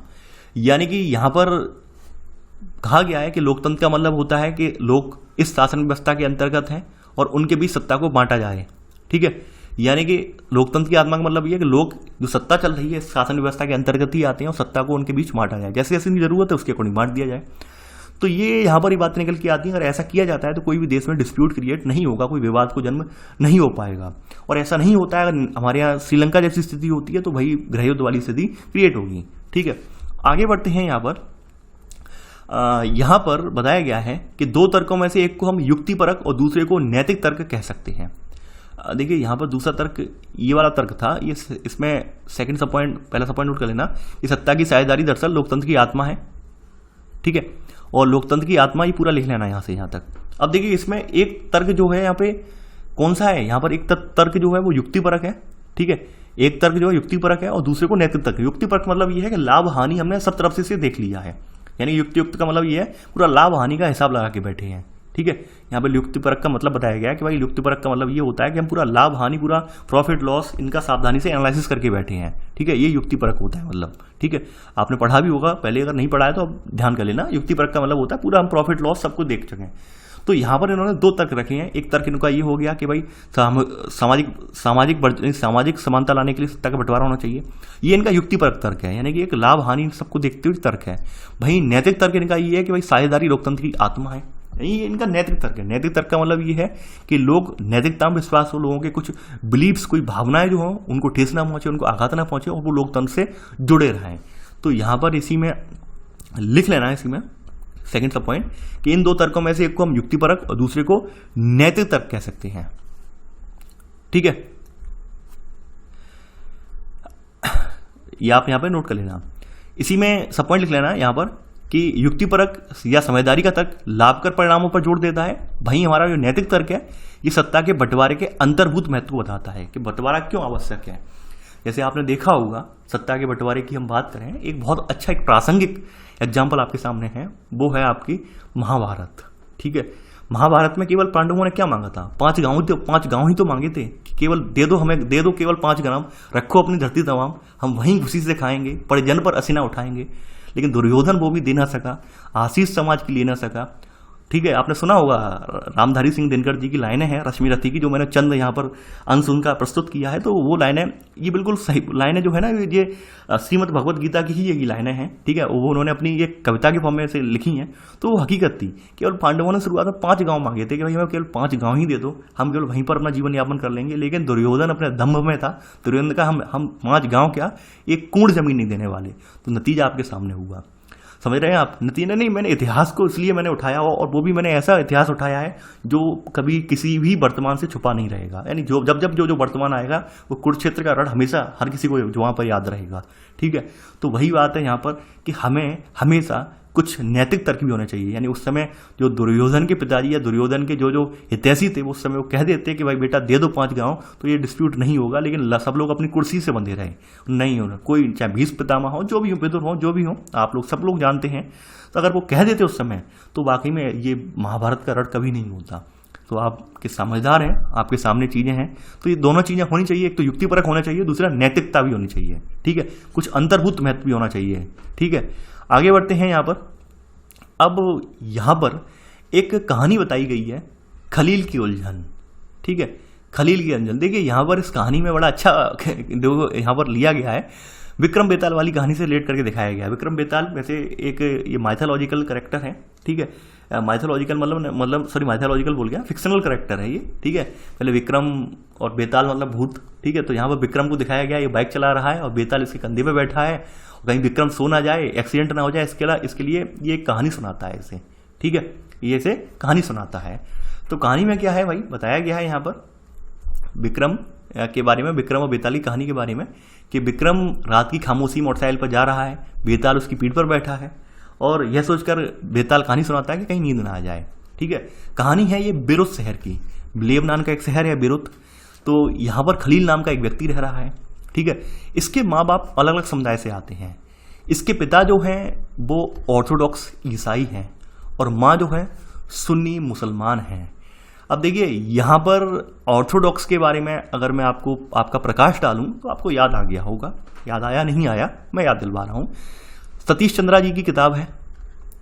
ठीक है, सतीश चंद्रा जी की किताब है, और सतीश चंद्रा जी की किताब का पहला पेज यानी चैप्टर नंबर जो 1 है, चैप्टर हमारा जो सतीश चंद्रा जी की किताब का चैप्टर 1, और इसका पहला वाला पेज, और पहले वाले पेज का 3rd नंबर वाला पैराग्राफ, यानी पहला पेज है इनका चैप्टर 1 का, और 3rd नंबर वाला पैराग्राफ, वहाँ पर पूरा ऑर्थोडॉक्स जो क्रिश्चियन की जो शाखा है उसके बारे में बताया गया है, ऑर्थोडॉक्स होता क्या है। देखिए जो प्राचीन रोमन साम्राज्य का है, रोमन साम्राज्य का जो पूर्वी वाला हिस्सा था, ठीक है, यानी कि जो आपका पूर्वी वाला हिस्सा था वो कुस्तुनतुनिया बोला जाता था, यानी कुस्तुनतुनिया साम्राज्य या बैजंतीनी साम्राज्य बोला जाता था। आपको याद आया होगा, कुस्तुनतुनिया या बैजंतीनी। ठीक है, तो ये लोग क्या थे, ये लोग समर्थक जो थे वो ऑर्थोडॉक्स ईसाई के समर्थक थे, यानी कि जो ये जो थे, ये जो वहाँ पर जो हैं, यानी कि जो चर्च है, तो उसके उनसे समर्थित नहीं थे, पश्चिम की ओर वालों से समर्थन में नहीं थे। इन्होंने ऑर्थोडॉक्स की स्थापना की थी, ऑर्थोडॉक्स चर्च की स्थापना की थी इन्होंने। देखिए ये लोग जो थे, ये पश्चिम का जो चर्च था, यानी पश्चिम में जो चर्च था वो रोम में था। ठीक है, पश्चिम का जो चर्च जो कि रोम का चर्च था। ठीक है, तो वहाँ पर जो चर्च था वो कैथोलिक मान्यताओं वाला चर्च था, यानी ईसाई धर्म की कैथोलिक जो मान्यताएं हैं उनका वाला चर्च था। और ये कैथोलिक मान्यताओं के समर्थक नहीं थे, ये लोग ये कैथोलिक मान्यताओं के समर्थक नहीं थे। ठीक है, यानी ईसाई धर्म को तो मानते थे, लेकिन कैथोलिक जो मान्यता है, उनके रीति रिवाज है, उनके समर्थक नहीं थे। तो इनकी जो मान्यताएं थी, इनके जो रीति रिवाज थे, पूर्व की ओर रहने वाले कुस्तुनतुनिया साम्राज्य, बैजंतीन साम्राज्य वाले, तो इनकी रीति रिवाजों को इनकी रीति रिवाजों को, इनकी जो मान्यताएं थी या इनके चर्च को ऑर्थोडॉक्स बोला गया। क्या बोला गया? ऑर्थोडॉक्स बोला गया। और इन्हीं का प्रभाव जो था आपका पूरा देखा जाए अफ्रीका में, ठीक है, यहाँ पर ऊपर देखा जाए तो यानी कि एशिया में अगर देखा जाए तो कहाँ तक, रसिया तक। ठीक है, इधर जो आपका देखा जाए तुर्की, इन सब में इनका प्रभाव पड़ा, यानी कि इन सब में किनका प्रभाव पड़ा, ये आपके ऑर्थोडॉक्स वालों का, यानी कैथोलिक ऑर्थोडॉक्स दो शाखाएं होगी, कैथोलिक जो है पश्चिम वाले हैं और ऑर्थोडॉक्स जो है पूर्व वाले हैं। तो वही चीज़ यहाँ पर बताई गई है कि भाई पिता जो थे ऑर्थोडॉक्स ईसाई थे, ठीक है। तो ऑर्थोडॉक्स के बारे में मैंने बताया है, और आपको अगर डिटेल में पढ़ना हो तो आप सतीश चंद्रा जी वाली जो वीडियो है मिडाइवल हिस्ट्री की चैप्टर नंबर 1 की पैराग्राफ नंबर 3, तो वो आप देख लेना। तो ये वो थे। अब यहाँ पर क्या होता है कि लेबनान में अलग अलग समुदाय के लोग रहते हैं, उनकी राजधानी बेरूत में भी बस जाते थे, यानी लेबनान की राजधानी होता है बेरूत, ठीक है। मेलजोल होता था, गृह युद्ध में एक दूसरे के साथ लड़ते भी थे। खलील के भी चाचा ये थे कि भाई लड़ाई में मारे गए थे, बताया गया, पूरी कहानी बताई गई है, ठीक है। यहाँ पर लेबनान में गृह युद्ध समाप्त होता है, सारे नेता जो साथ में मिलते हैं, विभिन्न समुदायों के बीच सत्ता के बंटवारे के लेकर कुछ बुनियादी नियम स्थापित किए जाते हैं, ठीक है। और इन नियमों के अनुसार यह हुआ कि देश का राष्ट्रपति मैरोनाइट पंथ का कोई कैथोलिक ही होना चाहिए, यानी कि यहाँ पर बाद में निकला कि यहाँ पर राष्ट्रपति जो है वो मैरोनाइट पंथ का होगा, यानी कैथोलिक होना चाहिए, ठीक है। सुन्नी मुसलमान ही प्रधानमंत्री होगा यहाँ पर, ठीक है। उप प्रधानमंत्री ऑर्थोडॉक्स ईसाई, और संसद के अध्यक्ष का पद शिया मुसलमान के लिए तय हुआ यहाँ पर, ठीक है। और आगे यहाँ पर समझौता ये हुआ कि ईसाई फ्रांस से संरक्षण की मांग नहीं करेंगे, मुसलमान भी पड़ोसी सीरिया के साथ एकीकरण की मांग छोड़ देंगे, ठीक है। तो ऐसे करके यहाँ पर सभी ने इस बात को मान लिया, ठीक है। यानी ईसाई मुसलमान जो रहने वाले सभी लोग थे, इन्होंने लेबनान की जो पद्धति है इसे मान लिया कि लेबनान में राष्ट्रपति मैरोनाइट पंथ का यानी कैथोलिक चर्च वाला होगा, मुसलमान प्रधानमंत्री होगा सुन्नी समुदाय से, उप प्रधानमंत्री ऑर्थोडॉक्स ईसाई से होगा, संसद का अध्यक्ष जो होगा शिया मुसलमान होगा, और ईसाई फ्रांस में जाने की मांग नहीं करेंगे, मुसलमान सीरिया में एकीकरण की मांग नहीं करेंगे। तो ऐसे करके उन्होंने एक अपनी व्यवस्था स्थापित की। तो कहानी बताई गई है, ठीक है। अब यहाँ पर वही बात क्या है, खलील को इस समझौते में बहुत बड़ी गड़बड़ी लगती है। खलील जो है यहाँ बताया गया राजनीतिक महत्वाकांक्षा वाला एक लोकप्रिय व्यक्ति है, और वो उसका मानना ये है कि भाई सबसे बड़े पद पर पहुंच ही नहीं सकता, यानी कि लेकिन मौजूदा व्यवस्था के रहते उसने का मानना ये है कि भाई ये व्यवस्था जो है बहुत ही ज्यादा गलत व्यवस्था है, इस व्यवस्था के जरिए कोई अच्छा व्यक्ति तो ऊपर पहुंच ही नहीं सकता, ठीक है। जो खलील है वो साफ साफ कहा जाए धर्मनिरपेक्ष व्यक्ति है, वो ना तो माँ के धर्म को मानता है ना ही पिता के धर्म को, वो ये चाहता है कि सबको धर्म से छोड़कर एक सामान्य लोकतंत्र स्थापित किया जाए, ठीक है। यानी जिससे ज्यादा जो वोट मिला वो चुनाव में राष्ट्रपति बन जाए, तो वो इस तरह का समर्थक है। तो कहानी का मतलब ये सार यहाँ पर दिया गया है कि लेबनान ने भी इस तरह की व्यवस्था को अपनाया है, लेबनान में भी व्यवस्था है। तो यहाँ पर नोट करके लिख लेना आप, ठीक है। गृह युद्ध की समाप्ति के बाद लेबनान में समझौता हुआ कि देश का राष्ट्रपति जो है मैरोनाइट पंथ का कोई कैथोलिक ही होना चाहिए, कैथोलिक होगा, ठीक है। कौमा इसी में सिर्फ सुन्नी मुसलमान प्रधानमंत्री, उप प्रधानमंत्री का पद ऑर्थोडॉक्स ईसाई, और संसद के अध्यक्ष का पद शिया मुसलमान के लिए तय हुआ, ठीक है। इसी में सब पॉइंट, इस समझौते के अनुसार ईसाई फ्रांस से संरक्षण की मांग नहीं करेंगे, मुसलमान भी पड़ोसी सीरिया के साथ एकीकरण की मांग पर सहमत हुए, ठीक है। तो ऐसे करके समझौता ये दिखाया गया लेबनान का, ठीक है। तो आगे बढ़ते हैं। यहाँ पर ये कहानी यहाँ पर रखी गई, कहानी रखने का उद्देश्य यही था कि किस तरह से लेबनान ने भी ये समस्या को निपटाया है। अब देखिए विक्रम बेताल वाली कहानी है, कहानी एक फिक्शनल कहानी थी, उद्देश्य यहाँ पर लेबनान पर फोकस डालने का था। आगे बढ़ते हैं। यहाँ पर बात कही गई सत्ता के साझेदारी के रूप, यानी सत्ता की साझेदारी के वास्तव में कितने रूप होते हैं वो बताए गए हैं। अब देखिए देखा जाए तो हम लोग ये सारे रूप पढ़ चुके हैं, अगर देखा जाए। अब देखिए सत्ता का कहा गया है राजनीतिक सत्ता का बंटवारा नहीं किया जा सकता, इसी धारणा के विरुद्ध सत्ता की साझेदारी का विचार सामने आया। यानी सत्ता को बांट नहीं सकते, साझेदारी के जरिए इसको जो हैंडल जरूर कर सकते हैं, बांटा नहीं जा सकता। ऐसा थोड़ी ना है कि भाई हमने सत्ता बांट दी, आधा देश तुम चलाओगे आधा देश हम चलाएंगे, ठीक है, ये नहीं हो सकता है। यानी हम साझेदारी का मतलब ये है कि हाँ हम जो कानून बनाएंगे देश के लिए, पार्टी के लिए, वो मिलजुल कर बनाएंगे। साझेदारी का मतलब ये निकल के आया, ठीक है। यहाँ पर वही कहा गया है सरकार की सारी शक्तियाँ, यानी लंबे समय से यही माना चली आ रही थी पहले कि भाई सरकार की सारी शक्तियाँ किसी एक व्यक्ति के पास हों, किसी एक खास स्थान पर रहने वाले व्यक्ति के पास हों, और उसके पास होंगी एक व्यक्ति के पास, उसे लागू भी कर पाएगा। ये लोकतंत्र की बात नहीं कह रहे हैं, ये राजतंत्र की बात कह रहे हैं। कहीं राजतंत्र में यही होता था, किसी एक व्यक्ति के हाथ में सारी शक्तियाँ होती थी और वो अपनी मनमर्जी से सरकार चलाता था। तो राजतंत्र की बात भी इन्होंने कही है, ठीक है। अब लोकतंत्र की अगर देखें सत्ता की साझेदारी के रूप में, तो लोकतंत्र में का बुनियादी सिद्धांत ही है जनता ही सारी राजनीतिक शक्ति का स्रोत है। यानी यहाँ पर जनता जनार्दन ही सबसे ऊपर है और जनता ही यहाँ पर राजनीतिक शक्ति का यहाँ पर स्रोत है। और इसमें लोग जो है स्वशासन की संस्थाओं के माध्यम से अपना शासन चलाते हैं, यानी कि अपनी खुद की शासन व्यवस्था है उनके माध्यम से क्या शासन चलाते हैं। अब देखिए यहाँ पर बताए गए हैं सत्ता की साझेदारी क्यों होनी चाहिए, ठीक है। कुछ उदाहरण बताए गए हैं, ठीक है। अब देखिए यहाँ पे बताया गया है, पहला इसी में ही सब पॉइंट यहाँ पर बताया गया है, इसी में ही सब पॉइंट, पहला सब पॉइंट, शासन के विभिन्न अंग जैसे विधायिका, कार्यपालिका और न्यायपालिका के बीच सत्ता का बंटवारा रहता है। इसे हम सत्ता का क्षैतिज वितरण कहेंगे। क्षैतिज वितरण का मतलब आप समझ रहे हैं कि तीनों में से सबकी अपनी अपनी सीमाएं हैं। कार्यपालिका की अपनी सीमा है, न्यायपालिका की अपनी सीमा है और विधायिका की अपनी सीमा है। यानी कोई अपनी शक्तियों का असीमित प्रयोग नहीं करेगा, ठीक है। यानी यहाँ पर शक्तियों का एक सुनिश्चित उपयोग किया गया, संविधान के दायरे में रहकर कोई असीमित उपयोग नहीं करेगा। ये यहाँ पर इसे क्षैतिज वितरण कहते हैं, ठीक है। पहली बात तो हमारे यहाँ संविधान की ये विशेषता है, पहला सब पॉइंट आपने नोट कर लिया होगा, ठीक है। यानी कि असीमित का मतलब ये है कि ऐसा नहीं होगा कि कभी भी जो कार्यपालिका है वो न्यायपालिका और विधायिका के ऊपर हावी हो जाए और पूरा तंत्र जो अपने हाथ में स्थापित कर ले, जैसे 1975 में हुआ था, ठीक है, इमरजेंसी के दौरान। ऐसा नहीं होना चाहिए बिल्कुल भी। तो हमारे यहाँ के संविधान का ढांचा इस तरह का बनाया गया है कि सभी को अपनी अपनी मर्यादा में रहना है। मर्यादा से बाहर अगर कोई जाता है तो यकीन मानिए बाद बाकी जो 2 शाखाएं हैं वो उस पर अपने आप अंकुश लगा देंगी, ठीक है। तो ये बात पहली बात निकल के आई। दूसरी बात हमारे यहाँ क्या है, यहाँ पर देखिए इसी में ही है, नियंत्रण और संतुलन की व्यवस्था भी कहते हैं इस चीज को, ठीक है। यानी इस व्यवस्था को क्षैतिज लिख लेना, इसी में इस व्यवस्था को नियंत्रण और संतुलन की व्यवस्था भी कहते हैं। क्षैतिज वितरण वाली व्यवस्था को नियंत्रण और संतुलन की व्यवस्था भी कहा जाता है, ठीक है। आगे बढ़ते हैं। अब बात यहाँ पे कही गई है, अगली बात, विभिन्न स्तरों पर हमारे यहाँ सत्ता का बंटवारा भी किया गया है। विभिन्न स्तरों पर आप जानते होंगे कि हमारे यहाँ केंद्र सरकार है, प्रांतीय स्तर पर यानी राज्य सरकार है, और क्षेत्रीय स्तर पर जो देखा जाए अलग अलग सरकारें मौजूद हैं, स्थानीय स्तर पर अलग अलग सरकारें मौजूद हैं। हमारे यहाँ क्या सत्ता का बंटवारा है, ठीक है। सेकंड सब पॉइंट लिख लेना, सरकार के बीच भी विभिन्न स्तरों पर सत्ता का बंटवारा हो सकता है, ठीक है। पूरे देश के लिए सामान्य सरकार और फिर प्रांत या क्षेत्रीय स्तर के लिए अलग सरकार रहे, ठीक है। तो ये सेकंड सब पॉइंट वाली स्थिति भी हमारे यहाँ है, ठीक है। आगे बढ़ते हैं यहाँ पर। अब देखिए ये बताया गया है यहाँ पर, अब देखिए यहाँ पर बेल्जियम में तो ये काम हुआ, हमारे यहाँ बेल्जियम में तो काम हुआ कि भाई उन्होंने स्थानीय स्तर की सरकारों को अपनी अकॉर्डिंग शासन चलाने की अनुमति दे दी। लेकिन नेपाल में, सिर्फ नेपाल का एग्जाम्पल ले रहा हूँ मैं, लेकिन श्रीलंका में नहीं हुआ, ठीक है। तो श्रीलंका में आप देख भी पा रहे होंगे कि भाई किस तरह की स्थिति क्रिएट हुई। अब देखिए ये जो वितरण है यहाँ पर आप देख रहे होंगे, सरकार का जो वितरण हो रहा है यहाँ पर, ठीक है, सरकार में सत्ता का बंटवारा हो रहा है केंद्र स्तर पर, राज्य स्तर पर और स्थानीय स्तर पर। इस वितरण को क्या कहेंगे, इस वितरण को ऊर्ध्वाधर वितरण कहा जाता है, ठीक है।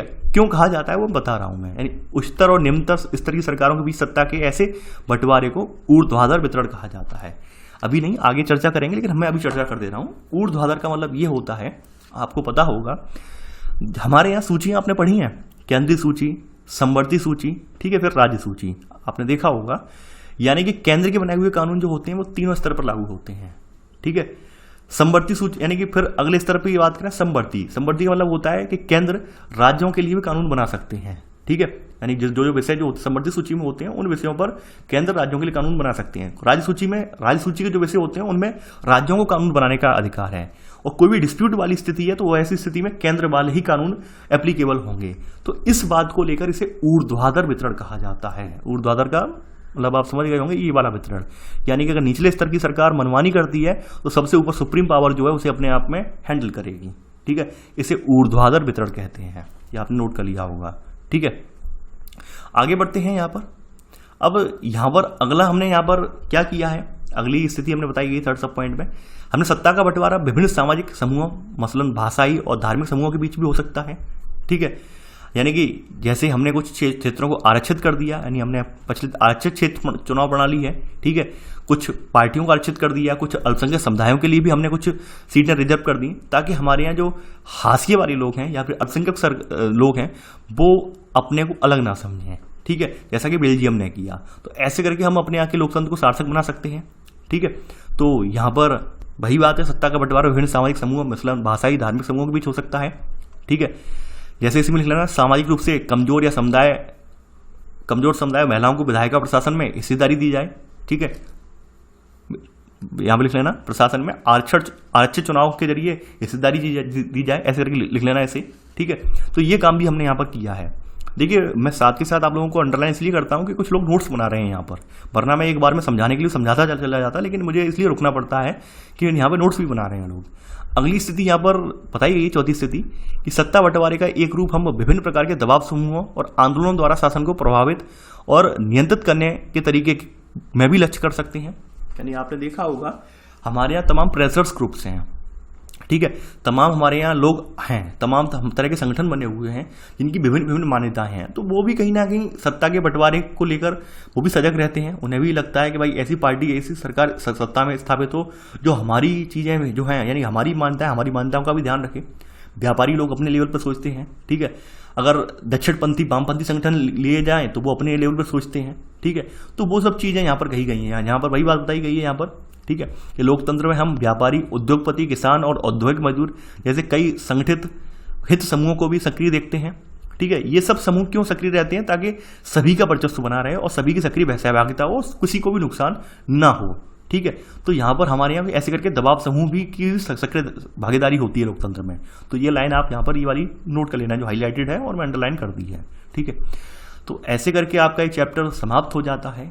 आई होप आपको ये चैप्टर पसंद आया होगा। देखिए, आप लोग इस वीडियो को ज़्यादा से ज़्यादा लाइक शेयर करना ना भूलेंगे। मेरा मानना ये है कि कम से कम ये वीडियो एक सप्ते के अंदर 10,000 से ऊपर लाइक निकलने चाहिए। इस पर 10,000 से लाइक ना निकले तो कम से कम 10,000 से ऊपर व्यूज जाने ही चाहिए, ठीक है। यानी इतने तो व्यूज होने चाहिए। ये आपका फर्ज है कि आप में से हर व्यक्ति कम से कम 10-10 लोगों को इसे शेयर जरूर करेगा। देखिए, मेरी पूरी कोशिश रहती है, चाहे वीडियो थोड़ा लेट लतीफ़ आए, लेकिन आपको वीडियो प्रामाणिक मिले, कंटेंट उम्दापूर्व मिले, ठीक है। यानी कंटेंट के साथ कोई समझौता ना हो और नोट्स भी जो है आपको अच्छे खासे आपके नोट्स बन जाएं। तो मेरी समझ से आपके नोट्स भी अच्छे खासे बन गए होंगे, बहुत सारी चीज़ों को भी आपने समझ लिया होगा। आई होप आपको लेक्चर भी पसंद आया होगा। तो चलिए, आज के लिए बस नहीं। Thanks for watching. जय हिंद।